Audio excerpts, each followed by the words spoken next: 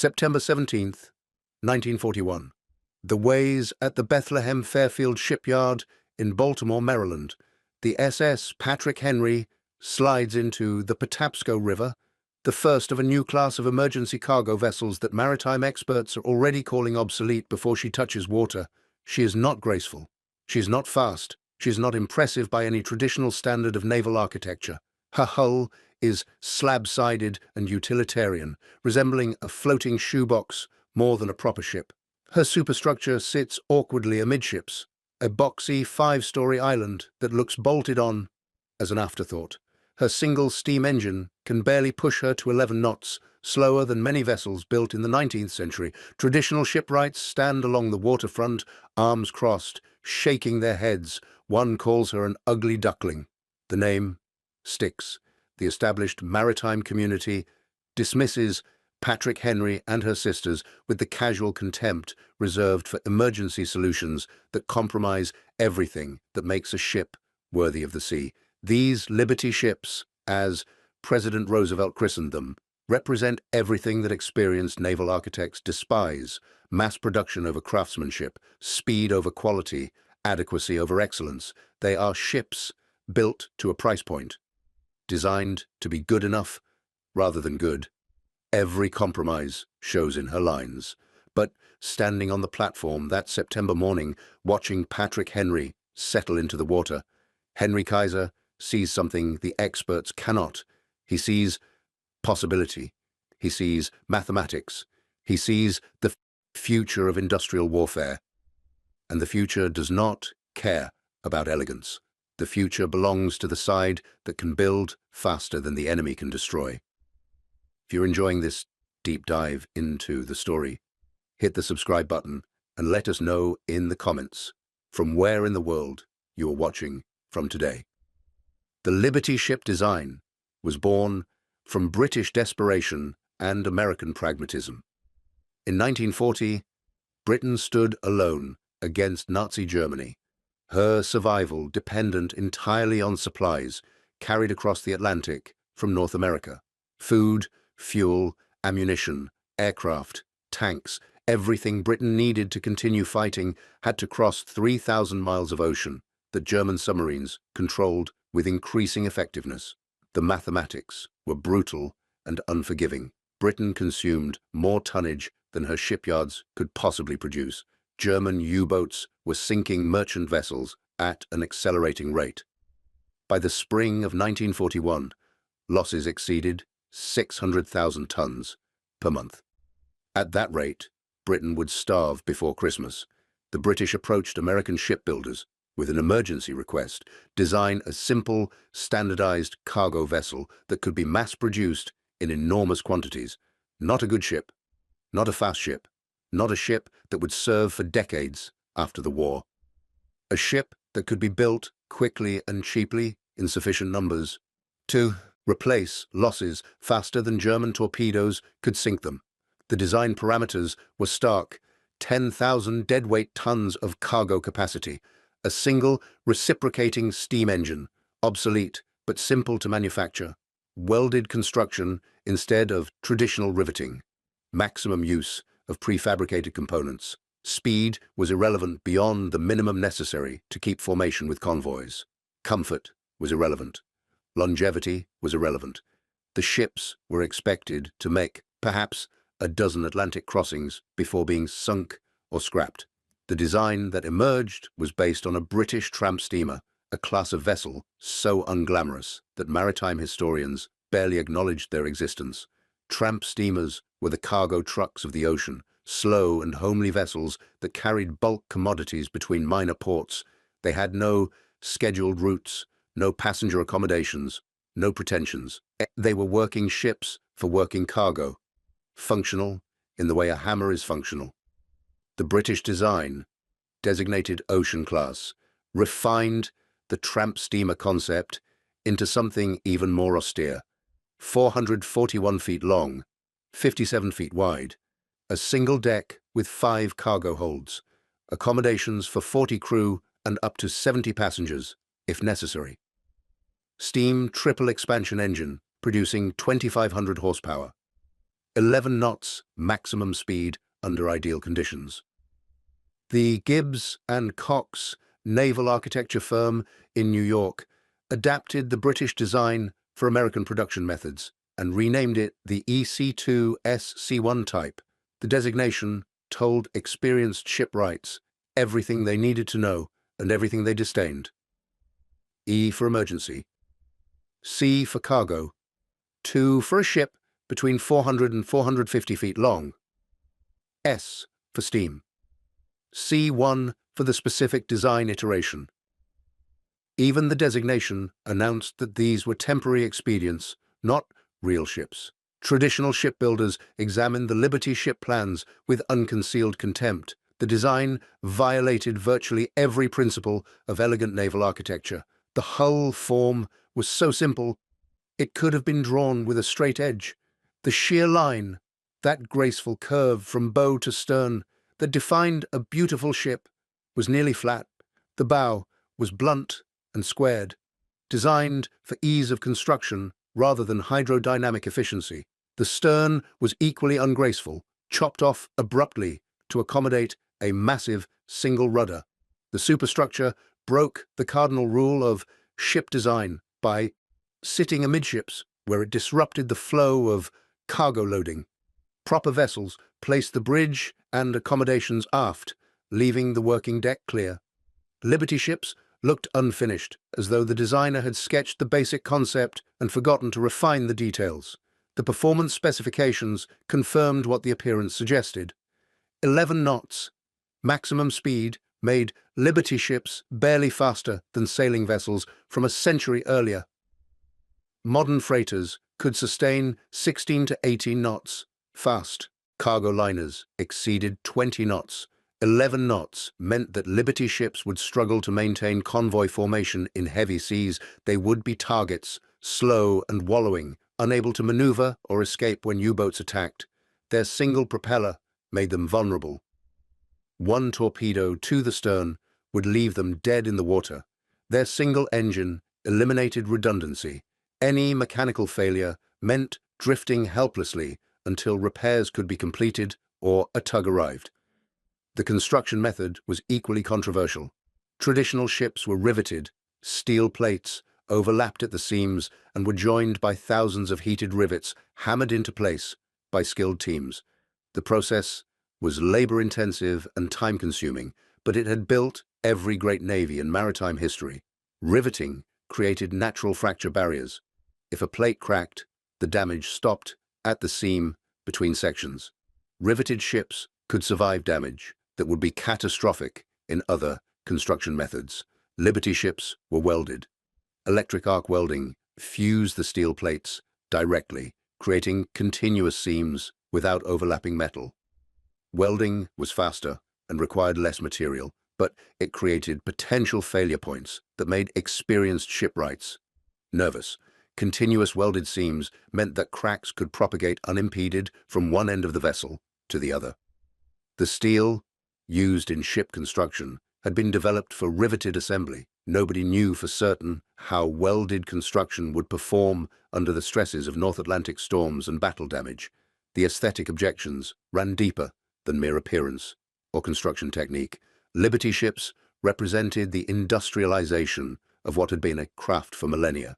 Traditional shipbuilders were artisans who learned their trade through years of apprenticeship. They could look at a hull taking shape and know instinctively whether the lines were fair, whether the vessel would ride well in heavy seas. They took pride in building ships that would serve for decades, vessels that embodied the accumulated wisdom of generations. Each ship was slightly unique, incorporating the judgment and skill of the men who built it. Liberty ships eliminated craftsmanship from the equation. They were designed to be assembled by semi-skilled workers following standardized procedures. The prefabrication approach meant that components arrived at the shipyard already complete, manufactured in factories across the country by workers who had never seen the ocean. Bow sections from Pennsylvania, engine mounts from Michigan, superstructure assemblies from Washington. The shipyard workers were assemblers, not shipwrights. They welded sections together according to numbered diagrams. like building enormous steel models from instruction sheets. The maritime establishment watched the first Liberty ships take shape with the grim satisfaction of experts witnessing a predictable disaster. These ugly ducklings would vindicate traditional methods. They would prove that you could not mass-produce ships like automobiles. The sea would expose every shortcut and compromise. Liberty ships would crack in heavy weather. Their welded seams would fail. Their obsolete engines would break down. They would wallow in rough seas, be impossible to handle in port, and prove unseaworthy in every condition that mattered. Men would die because bureaucrats and industrialists had ignored the warnings of professionals who actually understood the sea. What the experts failed to recognize was that adequacy was exactly what America needed. Liberty ships did not need to be excellent. They needed to be sufficient in overwhelming numbers. They needed to carry cargo from American ports to British docks faster than German submarines could sink them. Everything else was irrelevant luxury that would cost time America did not have. The Patrick Henry completed her sea trials in October 1941 and departed on her first voyage in December, carrying 10,000 tons of military supplies to Britain. She crossed the Atlantic without incident, though her crew reported that she rolled heavily in moderate seas and her slow speed made station-keeping difficult. Traditional shipwrights nodded knowingly. The problems would multiply. Give the ugly duckling time, and her flaws would become catastrophic. Then the United States entered the war. December 7th, 1941. Pearl Harbor. Suddenly, America faced a two-ocean conflict, requiring millions of tons of supplies shipped thousands of miles to theaters in Europe, North Africa, and the Pacific. The Navy needed tankers to fuel the fleet. The Army needed transports to move troops. The Air Force needed cargo vessels to ship disassembled bombers. Britain needed food and ammunition. The Soviet Union, barely surviving the German invasion, desperately needed American supplies delivered via Arctic convoys to Murmansk. The mathematics were staggering.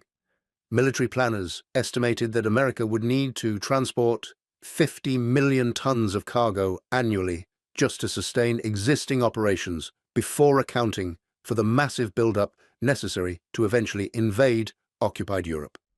Traditional shipyards, even working at maximum capacity, could not possibly meet that demand. They were already overwhelmed with naval contracts for destroyers, cruisers, and aircraft carriers. Merchant ship construction, using conventional methods, would take years to scale up sufficiently. Henry Kaiser and his competitors in the emergency shipbuilding program saw opportunity where traditional builders saw impossible demands. If Liberty ships could be mass-produced using assembly line techniques, then quantity could overwhelm every objection about quality. The ships did not need to be fast or graceful. They needed to exist in such enormous numbers that losing individual vessels became acceptable attrition rather than strategic disaster. The production acceleration that followed was unprecedented in maritime history. Kaiser's Richmond shipyards in California, Bethlehem Fairfield in Baltimore, New England shipbuilding in Maine, Oregon shipbuilding in Portland, Todd Houston shipbuilding in Texas. By mid-1942, 18 shipyards across the United States were building Liberty ships using mass production techniques that would have been impossible to implement with traditional construction methods. The prefabrication approach meant that dozens of ships could be under construction simultaneously. While one vessel was being assembled in the ways, hundreds of workers in separate facilities were welding the components for the next 10 vessels, bow sections, stern assemblies, deck houses, bulkheads, all manufactured to identical specifications that guaranteed interchangeability. The construction times plummeted. The first Liberty ships required 230 days from keel laying to launch. By early 1942, average construction time had dropped to 140 days. 6 months later, the average fell to 70 days. By late 1942, Kaiser's Richmond yards were averaging 42 days from keel to launch, less than 6 weeks to build a complete ocean-going cargo vessel. The ugly ducklings were rolling off assembly lines faster than automobile manufacturers produced cars. The record that captured global attention came in November 1942. The SS Robert E. Peary, built in 4 days, 15 hours, and 29 minutes. The achievement seemed to violate physical laws. A 10,000-ton ship containing 250,000 individual components, assembled in less than 5 days. Newsreels showed the time-lapse footage. The keel laid, prefabricated sections swung into place by massive cranes, welders swarming over the hull in round-the-clock shifts. The completed vessel sliding into San Francisco Bay while traditional shipyards were still ordering steel for vessels whose keels would not be laid for months. The Robert E. Peary was a publicity stunt, a proof of concept that required extraordinary coordination and preparation. But she was also a fully functional ship that made 6 wartime voyages. More importantly, she demonstrated that the average construction time of 42 days was not an optimistic target. It was an achievable standard that could be maintained across multiple shipyards simultaneously. By 1943, American shipyards were launching 3 Liberty ships daily. 3 complete cargo vessels every single day, 90 ships per month, more than 1,000 ships per year. The ugly ducklings were multiplying faster than anyone had thought possible. If you find this story engaging, please take a moment to subscribe and enable notifications. It helps us continue producing in-depth content like this. The German Naval Command watched the production figures with growing alarm that turned to horror as the implications became clear. Kapitän zur See Ernst Hoffmann, coordinating U-boat operations from headquarters in Lorient, France, received the intelligence reports and understood immediately that Germany had already lost the Battle of the Atlantic. The mathematics were irrefutable. A U-boat on a successful patrol might sink 4 or 5 merchant vessels before returning to port for resupply. The return to port required weeks, rearming, refueling, restocking provisions, and allowing the crew to recover from the psychological strain of combat operations meant that each submarine spent more time in port than at sea. Germany had roughly 400 operational U-boats at peak deployment. Even under impossibly optimistic assumptions, the U-boat fleet could sink perhaps 2,000 Allied vessels per year.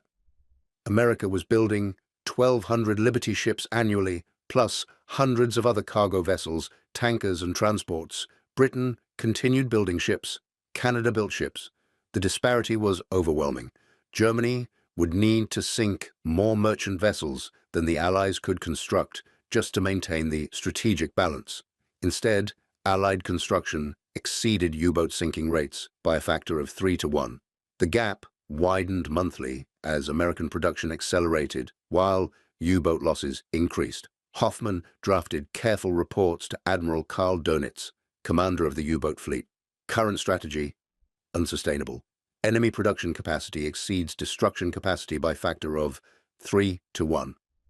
This disparity is increasing monthly. Recommend strategic reassessment of Atlantic operations. The reports were forwarded through channels to Berlin, where they were read and filed and changed nothing. Germany's strategic situation offered no alternatives. The U-boat fleet was the only weapon that could strike at Allied logistics. To abandon the Atlantic campaign was to concede defeat, to allow unlimited supply shipments that would enable the eventual invasion of occupied Europe. So the U-boats continued hunting convoys in the North Atlantic, sinking individual vessels in tactical victories that added up to strategic irrelevance. For every Liberty ship sent to the bottom, 3 more launched from American shipyards. The ugly ducklings were winning through simple mathematics. They did not need to outfight German submarines. They only needed to exist in such overwhelming numbers that losses became acceptable attrition. The critics who had dismissed Liberty ships as death traps were forced to confront uncomfortable evidence. The ugly ducklings were crossing the Atlantic successfully. They were delivering cargo to Britain, to the Soviet Union, to North Africa and the Mediterranean. They were surviving U-boat attacks, surviving storms, surviving conditions that maritime experts had predicted would expose every compromised feature of their design. They were not graceful, they were not fast, they were not impressive, but they were sufficient. And sufficiency in overwhelming quantities was winning the EO war. The proof arrived not in design studies or expert analysis, but in operational reality across the most hostile waters on Earth. Liberty ships were deployed to every theater of the war, subjected to conditions that would have destroyed vessels built with more care and less urgency. The North Atlantic in winter, where waves towered 40 feet high and temperatures plunged below freezing. The Murmansk run to the Soviet Union, through Arctic waters patrolled by German aircraft, submarines, and surface raiders. The Mediterranean, where Luftwaffe bombers turned supply convoys into shooting galleries. The Pacific, where distances exceeded anything in the Atlantic and tropical conditions tested equipment in different ways. The ugly Ducklings survived. More than survived, they performed. The SS Stephen Hopkins provided the most dramatic vindication of Liberty ship resilience. September 27th, 1942, South Atlantic Ocean. The Hopkins, carrying war supplies to the Middle East, encountered the German armed merchant raider Stier and her escort, the tanker Tannenfels. The Germans opened fire first, their heavier guns and trained crews giving them overwhelming tactical advantage. A proper warship would have fled. The Hopkins had a single 4-inch gun mounted aft, manned by a Navy Armed Guard detachment whose primary duty was shooting at aircraft. Against a purpose-built raider with 6-inch guns, the Hopkins should have been destroyed in minutes. The crew of the Hopkins fought back. The 4-inch gun crew remained at their station despite direct hits that killed several men. They fired at the Stier with desperate accuracy, scoring hits on the raider's bridge and waterline. The battle lasted 20 minutes, both vessels exchanging fire at point-blank range. The Hopkins absorbed enormous punishment. Shells penetrated her hull. Fires broke out in the cargo holds. Her steering was damaged. The captain was mortally wounded. But the ugly Duckling refused to sink quickly enough for the Germans to escape undamaged. The final shells from the Hopkins struck the Stier below the waterline. The raider began taking on water faster than her pumps could manage. Both vessels were dying, but the Hopkins had done the impossible. She had mortally wounded a purpose-built warship with a single defensive gun. The Hopkins sank first, her crew abandoning ship into lifeboats. The Stier followed her to the bottom 4 hours later. The only German surface raider destroyed by a merchant vessel during the entire war. The Hopkins was an ugly duckling, built in 8 weeks by semi-skilled workers using emergency construction methods. She should have been a helpless victim. Instead, she fought a battle that would have done credit to a destroyer, and she won. The Navy awarded her captain the Merchant Marine Distinguished Service Medal posthumously. The armed guard crew received commendations. The ship herself received a kind of immortality in merchant marine history, proof that Liberty ships and their crews could do far more than the experts predicted. The statistical reality of Liberty ship performance contradicted every prediction made by traditional shipbuilders. Of the 2,710 Liberty ships constructed during the war, 200 were lost to enemy action, less than 8% combat losses. That survival rate exceeded most naval vessel classes. Destroyers, purpose-built warships designed for combat, suffered higher percentage losses. Liberty ships, designed as disposable cargo carriers expected to last perhaps a year, proved remarkably difficult to sink. German torpedoes struck Liberty ships and failed to achieve catastrophic damage. The ship's simple construction meant that there were fewer complex systems to fail. The multiple cargo holds were separated by watertight bulkheads that contained flooding. The obsolete triple expansion steam engines, dismissed as antiques by modern naval architects, proved incredibly reliable and easy to repair with basic tools. The SS Richard Montgomery survived a torpedo hit that blew a 40-foot hole in her side. Her crew managed to contain the flooding and limp into port for repairs. She was back in service 6 weeks later, carrying another load of supplies to Europe. The SS Nathaniel Greene took a German bomb directly through her No. 3 cargo hold. The bomb exited through the bottom of the hull without exploding, leaving a neat hole that the crew patched with concrete and timber. The Greene completed her voyage and delivered her cargo on schedule. These were not isolated incidents. They were typical examples of Liberty ship resilience that accumulated into undeniable evidence. The construction flaws that critics predicted would cause catastrophic failures did occasionally occur, but not in the apocalyptic numbers anticipated. Some Liberty ships developed cracks in their welded hulls, particularly during the brutal winter of 1943 and 44 when North Atlantic temperatures dropped below freezing. A handful broke apart completely, their hulls fracturing in ways that riveted construction might have contained. The SS Schenectady split in half while docked in calm water, her hull cracking completely around the midsection. The SSSO Manhattan broke in two during a storm. These failures prompted emergency investigations into welded ship construction and resulted in design modifications that strengthened critical stress points. But the overwhelming majority of Liberty ships never experienced structural failures. They crossed the Atlantic hundreds of times. They weathered storms that would have tested any vessel. They absorbed battle damage and continued operating. The welded construction that traditionalists had warned would prove catastrophic actually performed remarkably well. The continuous welded seams distributed stress more evenly than riveted joints. The flexibility of welded hulls allowed them to work in heavy seas without the rigid fracturing that could occur in riveted vessels. Once steel chemistry was corrected and quality control improved, welded Liberty ships proved as durable as any traditionally constructed vessel. The ugly Ducklings demonstrated their worth through sheer persistence. They were present at every major Allied operation from 1942 onward. Operation Torch, the invasion of North Africa. Liberty ships carried the assault troops and their supplies. The Sicily invasion. Liberty ships formed the bulk of the invasion fleet's cargo capacity. The Normandy landings on June 6, 1944, 130 Liberty ships participated in Operation Overlord, carrying tanks, ammunition, fuel, and supplies that sustained the Allied armies after they broke out from the beaches. Some were deliberately scuttled as breakwaters to create artificial harbors. Others made repeated channel crossings, shuttling supplies from Britain to the expanding beachhead. The ugly Ducklings that critics said would never survive combat operations were instrumental in the largest amphibious invasion in military history.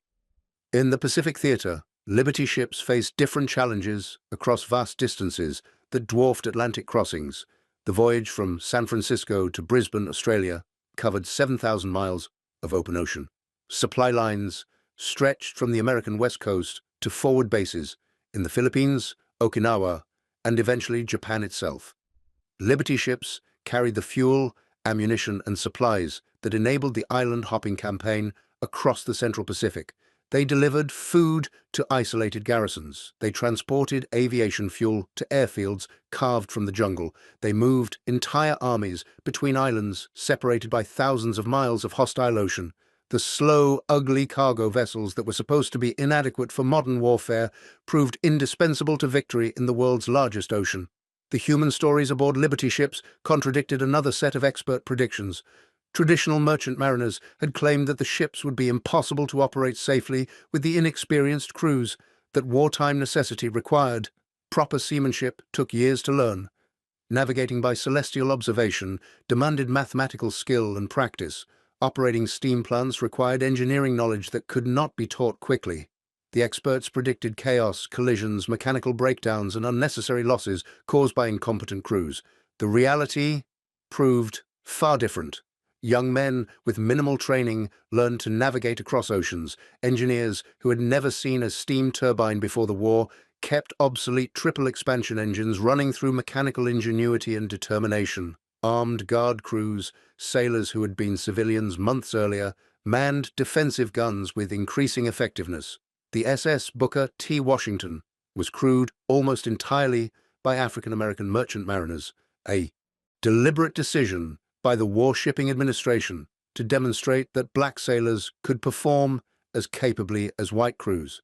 Washington's performance over 18 months of combat operations vindicated that decision comprehensively. She made repeated Atlantic crossings without incident. Her crew maintained the ship to exemplary standards. Her armed guard detachment shot down 2 German aircraft. The Washington survived the war, and her crew earned commendations that helped break down racial barriers in the merchant marine. The ugly Duckling, crewed by men whom traditional shipping companies had refused to hire, proved that competence had nothing to do with race and everything to do with opportunity and training. Women served aboard Liberty ships in roles that would have been inconceivable before the war, not as crew at sea, but as the workers who built the ships with unprecedented speed. Wendy the welder became a cultural icon, representing thousands of women who learned industrial trades in weeks and performed them with skill that matched any man. The Richmond shipyards employed over 30,000 women at peak production. They operated cranes, welded hulls, installed machinery, performed quality inspections. The ugly Ducklings were built by people whom traditional shipyards had dismissed as unsuitable for skilled work. The ship's success was inseparable from the success of workers who proved that expertise could be developed quickly when necessity demanded it, and training was provided systematically. By 1944, the strategic situation in the Atlantic had shifted decisively in favor of the Allies, not because of superior anti-submarine tactics alone, but because Liberty ship production had rendered the U-boat threat strategically irrelevant. German submarines were still dangerous. They still sank individual vessels, but they could not sink ships faster than American shipyards built them. The production curve crossed the loss curve in mid-1943 and never reversed. By the end of 1944, Allied merchant shipping tonnage exceeded pre-war levels despite 4 years of continuous losses. The mathematics that German naval planners had feared in 1942 had become undeniable reality. Admiral Karl Dönitz, commander of the U-boat fleet, understood the implications with bitter clarity. In his post-war memoir, he wrote with remarkable candor about the moment he realized the Battle of the Atlantic was lost. It was not any single tactical defeat. It was the intelligence reports showing American ship production figures. The numbers made continued U-boat operations pointless. Germany was fighting industrial capacity with operational skill, and that was a battle no amount of tactical brilliance could win.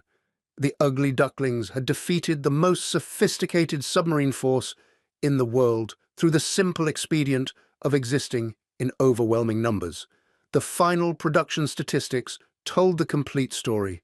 Between 1941 and 1945, American shipyards delivered 2,710 Liberty ships. Total construction time for all vessels combined exceeded 17 million man-hours.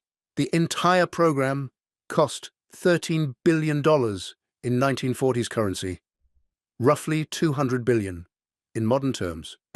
It was the largest emergency industrial program in American history, to that point, surpassed only by the Manhattan Project in technological ambition and the overall war production effort in total scale. The Liberty ship program represented emergency industrial mobilization functioning exactly as designed. Adequate ships built in overwhelming quantity by workers trained quickly and deployed rapidly to where they were needed most. The average Liberty ship cost just under $2 million to build and took 42 days from keel laying to launch. A traditional cargo vessel of comparable size cost twice as much and required 6 months to construct. The ugly Ducklings delivered twice the capacity at half the cost in 1/3 the time. That efficiency translated directly into strategic advantage. Every dollar saved on ship construction funded bombers, tanks, ammunition. Every day saved in construction meant supplies reached front lines sooner. The economic mathematics of Liberty ships were as decisive as their operational performance. The post-war fate of Liberty ships vindicated their design in ways that critics could never have anticipated. These disposable vessels, built to last perhaps 5 years and expected to be scrapped after the war, proved remarkably durable. Many operated commercially for decades. The SS John W. Brown and SS Jeremiah O'Brien were maintained as operational museum ships into the 21st century. More than 75 years after their construction, both vessels could still cross oceans under their own power. The ugly Ducklings outlasted most of their critics and many of the traditional ships that were supposed to be superior. Several Liberty ships were converted for specialized post-war uses that demonstrated their fundamental soundness of design. The SS Grand Camp, loaded with ammonium nitrate fertilizer, exploded in Texas City, Texas in 1947, causing one of the worst industrial disasters in American history.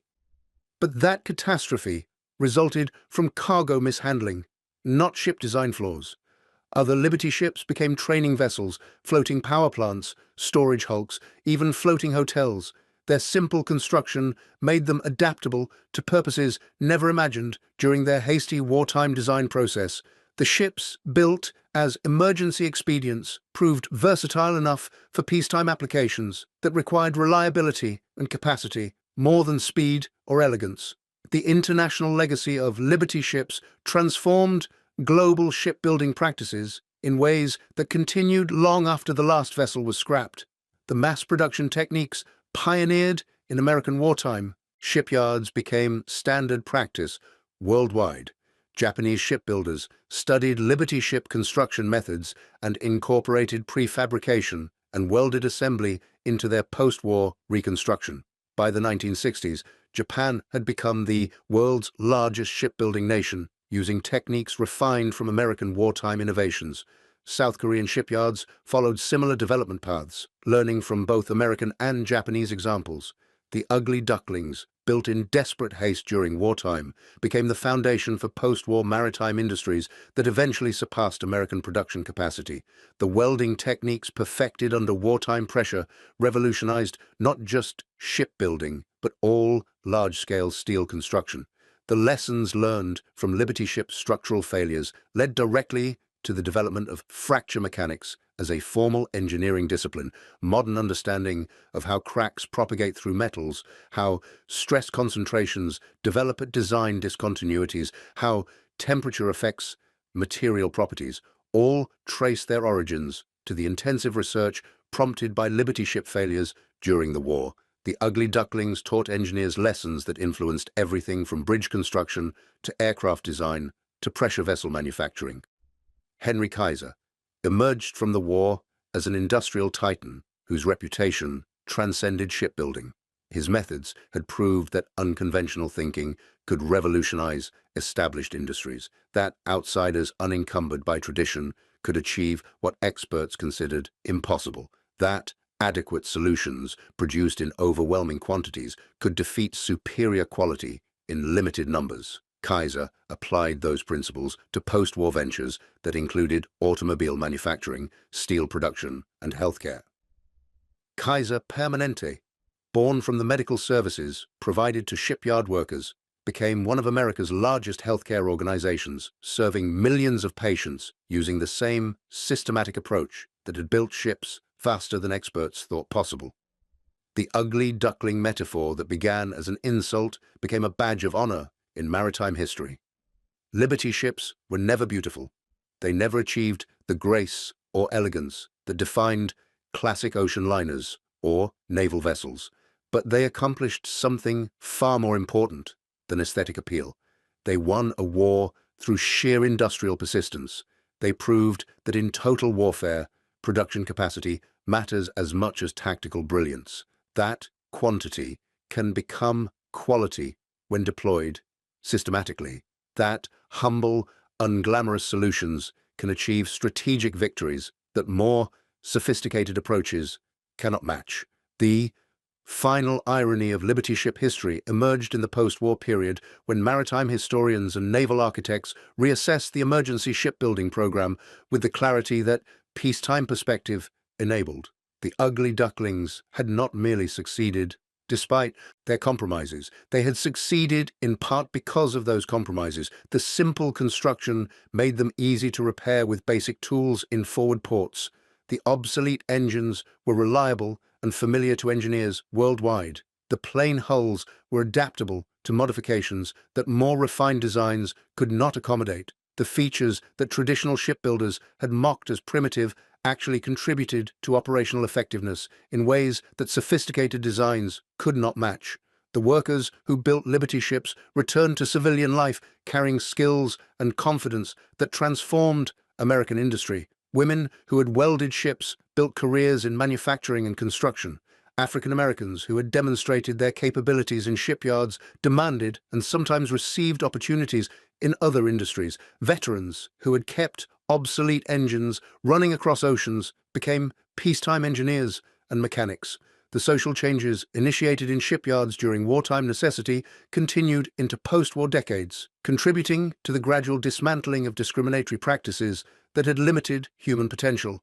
The ugly ducklings helped build not just a military victory, but a more equitable society. The Liberty Ship program demonstrated that American industrial capacity, properly mobilized and intelligently directed, could overcome seemingly insurmountable challenges. That combination of resources, ingenuity, and determination changed the course of history. The same principles that built ships faster than enemies could sink them would later put humans on the moon, create the interstate highway system, develop commercial jet aviation. The confidence born in wartime shipyards persisted through peacetime challenges. America had proved it could accomplish anything when necessity demanded it. The ugly ducklings were floating proof that the impossible was merely difficult, and that difficult was just a matter of proper organization and sufficient will. Standing on the dock in Baltimore, Maryland today, you can watch the SS John W. Brown depart on her occasional demonstration cruises. The ship moves slowly, pushed by her obsolete triple expansion engine at a stately 11 knots. She's not impressive by modern standards. Container ships dwarf her. Modern cargo vessels can sustain speeds twice as fast. But the Brown is still afloat 75 years after her construction. She still crosses the Chesapeake Bay under her own power. The ugly duckling that experts said would never survive wartime service has outlasted most of the shipyards that built her and all of the critics who dismissed her design. The mathematics that won the war remain as clear today as they were in 1943.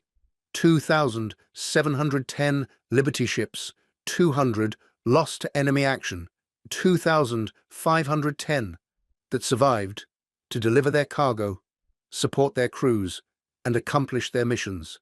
The ugly ducklings, built by semi-skilled workers in the weeks using emergency construction methods, achieved a survival rate that rivaled purpose-built warships. They proved that adequacy in overwhelming numbers defeats superiority in limited quantity. They demonstrated that industrial capacity, properly directed, becomes military power that no amount of tactical brilliance can overcome. The legacy of Liberty ships extends far beyond maritime history into the fundamental understanding of how industrial democracies wage total war. Victory belongs not just to the side with better weapons or braver soldiers, but to the side that can produce faster, adapt more quickly, mobilize more completely. The ugly ducklings won because America could build them faster than Germany could sink them. That simple mathematical reality decided the Battle of the Atlantic more decisively than any convoy battle or anti-submarine tactic. The ships that were supposed to be inadequate proved adequate enough to win the war, and adequacy in overwhelming quantity was exactly what victory required. They laughed at Liberty ships as ugly ducklings. They mocked the simplified design, the obsolete engines, the untrained workers, the welded construction. They predicted catastrophic failures, unnecessary casualties, strategic disaster. They were wrong about everything that mattered. The ugly ducklings crossed every ocean, supplied every theater, survived every test. They proved that sometimes the most important innovation is not building something better, but building enough. That emergency solutions can become permanent successes. That unconventional thinking defeats conventional wisdom when circumstances demand impossible performance, and that the ugliest duckling can achieve What beautiful swans never accomplish, winning a war through sheer, relentless, overwhelming persistence. Thank you for watching. For more detailed historical breakdowns, check out the other videos on your screen now, and don't forget to subscribe.